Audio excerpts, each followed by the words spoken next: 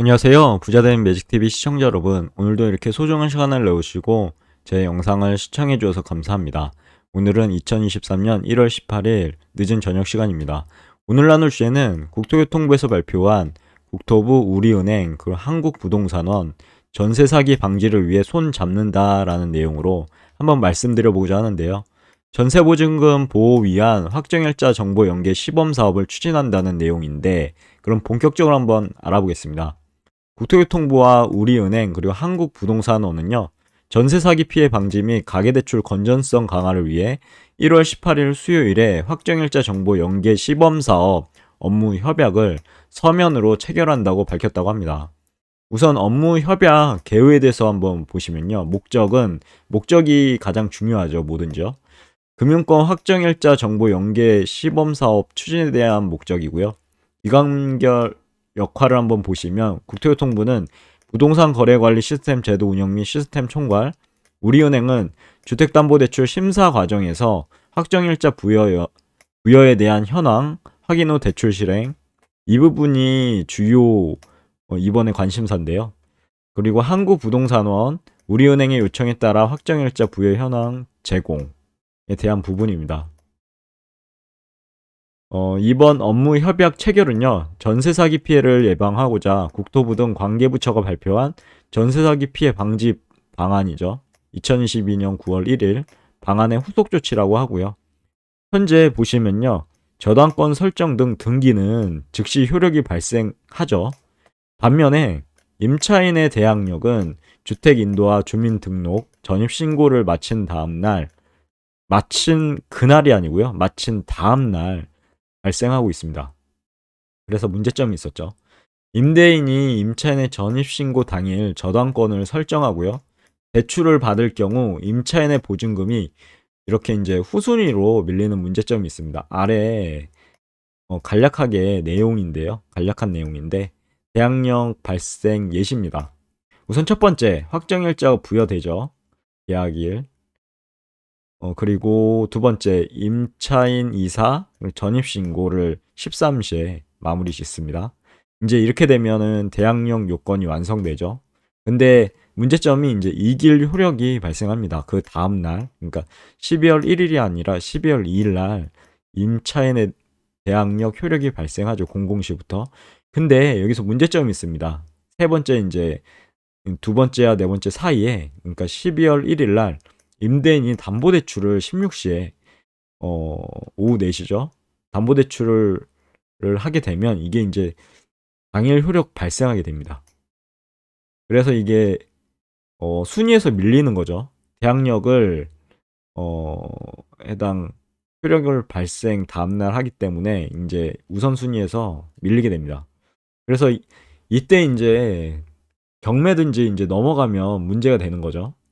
이러한 문제점을 해소하기 위해서요, 은행권의 주택담보대출 심사 과정에서 담보 대상 주택에 부여된 확정일자 유무, 여기 부여된 유무, 그리고 보증금 규모를 확인하고요, 대출이 실행되도록 절차를 개선할 필요가 있었는데요. 이 부분이 이제 되는 거죠. 이제 기대가 많이 됩니다. 이게 이제 되면은 어느 정도 대출 관련 이런, 어떻게 보면 사기죠. 사기인데 이런 걸 막을 수 있고 차단할 수 있는 그런 기반이 마련된다고 할까요? 아무튼 이번 협약을 계기로요, 국토교통부의 부동산 거래 관리 시스템과 우리은행 간 전용망 연계 통해서요, 확정일자 정보 제공 관련 테스트를 1월 말까지 진행할 계획이라고 합니다. 좋은 결과가 있었으면 좋겠고요. 그리고 1월 30일부터는요, 전국 우리은행 710여 개 지점에서 주택담보대출 신청인의 정보 제공 동의를 받아서요, 대출 심사 과정에서 담보 대상 주택의 확정일자 정보를 확인해서 대출을 실행하는 시범 사업을 추진할 예정이라고 합니다. 시범 사업 설명이 예시인데요.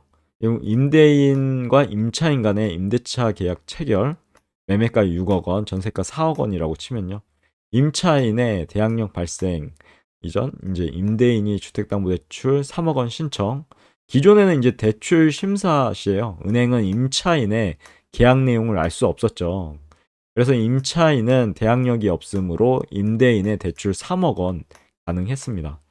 변경된 사항 보시면 국토교통부의 RTMS 정보를 활용해서 은행이 임대차 계약 내용을 확인합니다. 대출 실행 전에요. 임대인 대출한도 2억 원, 시세 6억 원에서 보증금 4억을 뺀 거죠. 그래서 2억 원으로 감액 승인을 합니다.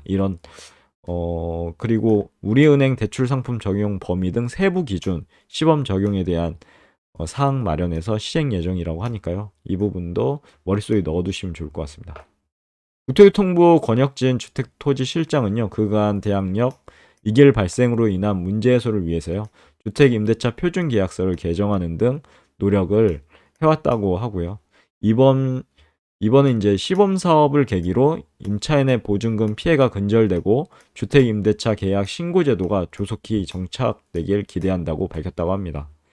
우리은행 심기우 부행장은요, 시범 사업을 통해 주택담보대출 심사 절차를 개선해서 임차 보증금 보호 그리고 전세 사기 방지 위한 사회적 역할 및 노력을 할 것이라 밝혔다고 하고요.